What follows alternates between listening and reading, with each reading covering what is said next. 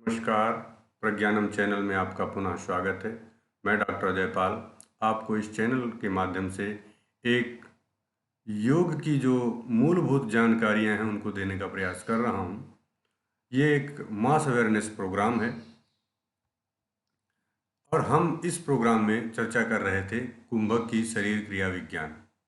ये उसी का कंटिन्यूएशन है। जैसा कि आप पिछले वीडियोज़ में देख चुके हैं कि कैसे ब्रेन सेंसिटिव होती है हमारे रिस्पिरेशन के लिए, और ख़ासकर उस रिस्पिरेशन को जब हम प्राणायाम में कन्वर्ट कर लेते हैं तो वो प्राणायाम कैसे इम्पैक्ट करता है और कैसे ये ब्रीथ का इन आउट होता है। तो यहाँ तक हमने बात कर ली थी कि ब्रीदिंग इन एंड आउट के पीछे कौन से लॉज काम करते हैं, क्या नियम काम करते हैं, उसकी हमने चर्चा कर ली थी। हमने चर्चा कर ली थी कि जो इन एंड आउट एयर होती है उसमें कैसे गई हुई ऑक्सीजन गैस का अमाउंट कैसे हमारे ब्लड के ऑक्सीजन कंटेंट को बढ़ाता है, और वो बढ़ा हुआ ऑक्सीजन कंटेंट कैसे पूरे बॉडी से एक्सचेंज होता है गैस के रूप में कार्बन डाइऑक्साइड और ऑक्सीजन का। और उसके आगे आज बात करते हैं रेगुलेशन ऑफ ब्रेथ। क्योंकि हमने देख लिया कि एक पार्ट है नोज, ट्रैकिया, और ये पूरा एनाटॉमी जिसके द्वारा हम रिस्पिरेशन की प्रोसेस को पूरा करते हैं। लेकिन उसी के पैरेलल एक दूसरा पार्ट है जिसके बेसिस पर ये रेगुलेशन होता है ब्रेथ का, जिसके आधार पर ये हमारी सांसें चलती हैं। तो वो ब्रेथ का रेगुलेशन, ब्रेथ का कंट्रोल कहाँ है, कौन करता है, कैसे करता है, उसके बारे में आज हम जानेंगे। One way in which breathing is controlled is through feedback by chemoreceptors. ये कीमोरिसेप्टर्स क्या होते हैं? कीमोरिसेप्टर्स हमारे शरीर के अंदर ऑक्सीजन की मात्रा कितनी है ब्लड में और कार्बन डाइऑक्साइड की मात्रा कितनी है ब्लड में, इसको मेजर करने के लिए नेचर ने, प्रकृति ने इसके शरीर के अंदर एक कीमो रिसेप्टर्स लगा रखे हैं। There are two kinds of respiratory chemoreceptors. ये दो प्रकार के होते हैं। आर्टियल कीमो रिसेप्टर्स जो आर्टरीज के अंदर होते हैं, which monitor and respond to changes in partial pressure of oxygen and carbon dioxide in the arterial blood। जो इस बात के लिए जिम्मेदार हैं कि जो आर्टरी के अंदर बहने वाला रक्त है उसमें ऑक्सीजन का कंटेंट कितना है, कार्बन डाइऑक्साइड का कंटेंट कितना है, और वो किस रेट से एक्सचेंज हो रहा है। And central chemo receptors in the brain. और दूसरे कहाँ कीमो रिसेप्टर्स हैं? एक तो आर्टेरियल्स के अंदर लगे हुए हैं, दूसरे ब्रेन के अंदर लगे हुए हैं, मस्तिष्क के अंदर लगे हुए हैं। which respond to change in partial pressure of carbon dioxide in their immediate environment। यहां पर यह बात ध्यान रखने योग्य है, जानने योग्य है, समझने योग्य है कि जो ये कीमो रिसेप्टर्स दोनों प्रकार के, ऑक्सीजन के लिए और कार्बन डाइऑक्साइड के लिए आर्टरीज में थे, वो केवल कार्बन डाइऑक्साइड के लिए ही ब्रेन में है। मतलब ब्रेन को ऑक्सीजन की उतनी चिंता नहीं है जितनी बढ़ी हुई कार्बन डाइऑक्साइड की चिंता है। बढ़ी हुई कार्बन डाइऑक्साइड के आधार पर ही ब्रेन बॉडी को सिग्नल्स देती है, संकेत देती है कि शरीर में कार्बन डाइऑक्साइड की मात्रा बढ़ रही है, खासकर कहाँ? ब्रेन में। और ब्रेन में कार्बन डाइऑक्साइड की बढ़ी हुई मात्रा हमें ब्रीदिंग के लिए प्रेरित करती है, सांस लेने के लिए प्रेरणा देती है कि हम सांस लें। ये कब होगा? ये तब होगा जब ब्रेन इसके लिए सिग्नल देगी। और ब्रेन सिग्नल कब देगी? जब वहां उसके अंदर जो सेंट्रल कीमो रिसेप्टर लगा हुआ है, किसके लिए? कार्बन डाइऑक्साइड के लिए, वो प्रॉपर सिग्नल देगा। अब देखिए योग का रोल क्या है यहाँ पर। योग यहीं पर काम करना शुरू कर देता है। योग क्या करता है? योग की एक ही बात है। आप पूछिए किसी योग के टीचर से कि भाई श्वसन और प्राणायाम में अंतर क्या है, what is difference between the breathing and pranayama, breathing and kumbhaka, तो वो आपको ये जवाब देंगे कि ब्रीदिंग और कुंभक में एक डिफरेंस है कि ब्रीदिंग होती है विदाउट अवेयरनेस। आप सांस ले रहे हैं, कब ले रहे हैं, कितनी देर ले रहे हैं, कितनी देर में छोड़ दे रहे हैं, किसी बात की कोई जानकारी नहीं है हमारी मस्तिष्क को, हमें। लेकिन कुंभक के लिए, प्राणायाम के लिए क्या होता है? प्राणायाम के लिए आपको अवेयरनेस होती है कि हम सांस ले रहे हैं, कितनी देर में ले रहे हैं, कितनी देर तक ले रहे हैं, कितनी देर तक होल्ड किए हैं, और फिर कितनी धीरे धीरे उसको छोड़ रहे हैं, फिर बाहर कितनी देर होल्ड किए हैं। ये सारे जो अननोन से नोन की तरफ, अनअवेयर से अवेयरनेस की तरफ, ये है योग। और यहां पर क्या बात चल रही थी? बात चल रही थी कीमो रिसेप्टर्स, जिनको कि ब्रेन के लिए सिग्नल देना है। वो कीमो रिसेप्टर्स कहाँ हैं? देखिए, ये मेडुला का पार्ट है, और ये सारा जो एरिया है जहाँ से ये गवर्न होता है हमारा ब्रीदिंग, तो ये सारे फीडबैक मैकेनिज्म के आधार पर इन लंग्स अपने आप को एक्सपेंड करते हैं, लंग्स के अंदर का वॉल्यूम बढ़ता है और बाहर की हवा लंग्स के अंदर आती है। इसमें डायाफ्राम भी अपना रोल प्ले करता है। और ये सारी की सारी जो मैकेनिज्म है, this is the only for the controlling of the breath. तो ये जो इंटरकोस्टल मांसपेशीज का खिंच जाना बाहर की तरफ और डायाफ्राम का नीचे चला जाना, ये सारी चीज़ें इस को गवर्न करने के लिए काम करते हैं। Number of O2 molecules in the gas एक और पहलू है जिस पर हम लोगों को विचार करना चाहिए। चलिए, मान लिया हमने लंबी गहरी सांस ले ली, लंबी गहरी सांस ले ली, तब क्या होगा कि भाई नंबर ऑफ ऑक्सीजन एटम्स उस सांस के साथ ज़्यादा आएंगे। कितने ज़्यादा आएंगे? कितने पहले जाते थे, अब कितने जाएंगे? तो इसको कैलकुलेट किया जा सकता है। यस, कैलकुलेट किया जा सकता है, very easy. Oxygen molecules in the 500 ml normal gas as standard temperature and pressure is 1.32 into 10⁻22 molecules.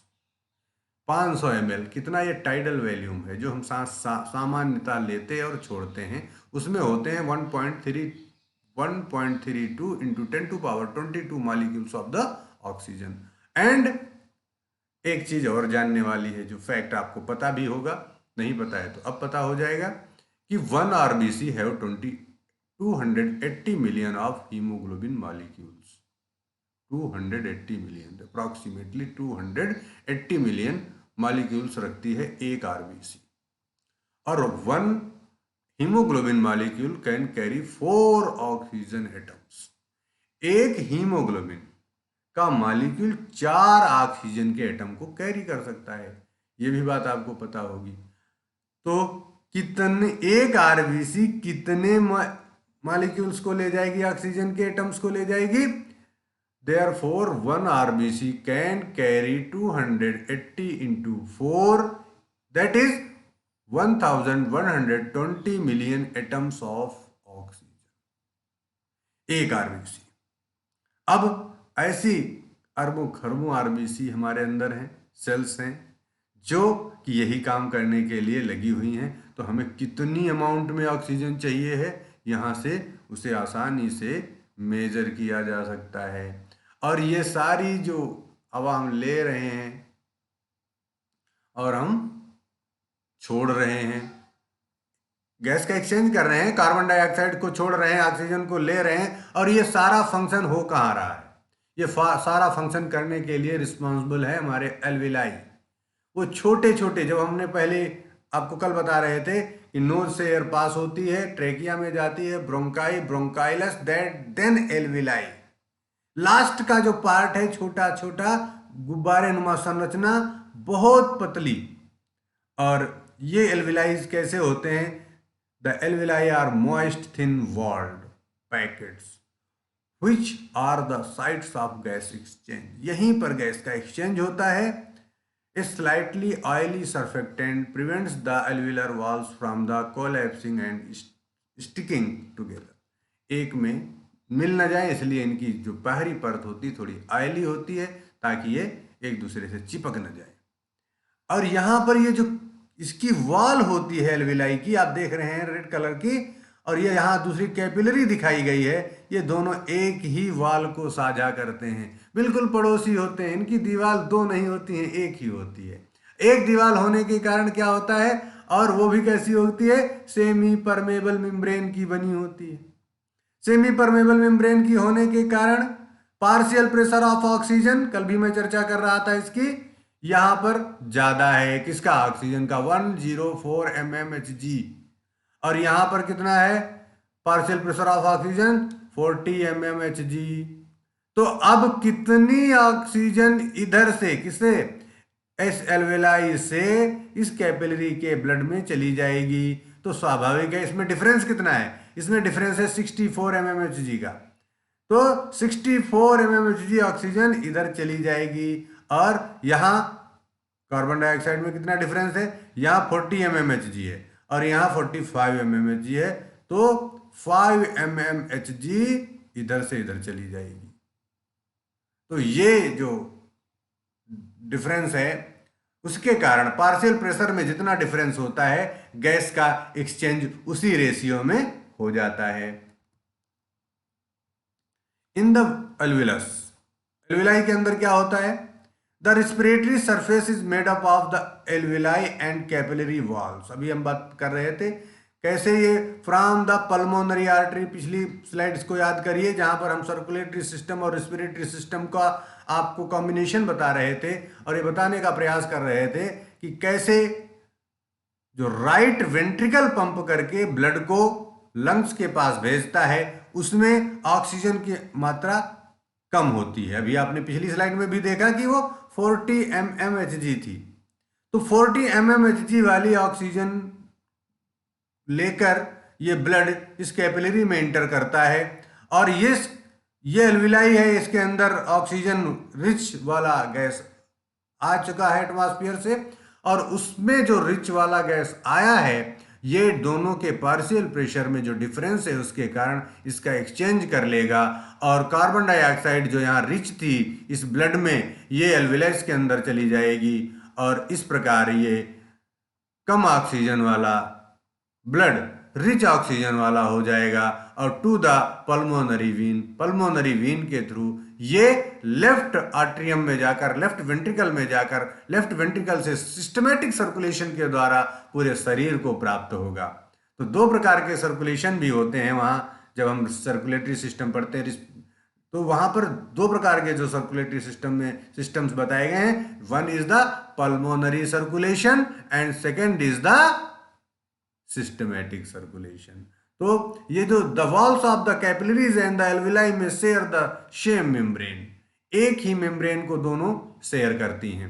तो इस प्रकार हम देखते हैं कि कैसे वातावरण से आई हुई गैस के कितने मॉलिक्यूल्स और उनको रेगुलेट किस प्रकार करते हैं। सेंट्रल कीमोरिसेप्टर्स लगे हैं, आर्टेरियल कीमोरिसेप्टर्स लगे हैं, जिनके माध्यम से बॉडी ये फाइंड करती है कि हमारी बॉडी में ऑक्सीजन का अमाउंट कितना है, कार्बन डाइऑक्साइड का अमाउंट कितना है, और उस अमाउंट के बेसिस पर वो हमें प्रेरित करती है कि हम ब्रीदिंग कैसे करें, स्लो करें, फास्ट करें, नहीं करें, स्लो करें, फास्ट करें, नहीं करें। ध्यान रखना ये तीनों पॉइंट, क्योंकि इसी से कुंभक बनेगा। क्योंकि हमारा मेन मकसद क्या है, फिजियोलॉजी ऑफ कुंभक पर चर्चा करना। तो आज यहीं पर वीडियो को वाइंड अप करते हैं। आपको ये सब अच्छा लग रहा है, आप और आगे सुनना चाहते हैं, तो हमारे इन वीडियोस को लाइक करें, हमारे चैनल को सब्सक्राइब करें, और बेल आइकन होता है उसको दबा देने से आपको ये पता चल जाता है कि हमारा अगला वीडियो हमने अपलोड कर दिया है। आज के लिए इतना ही, धन्यवाद। ओम शांति।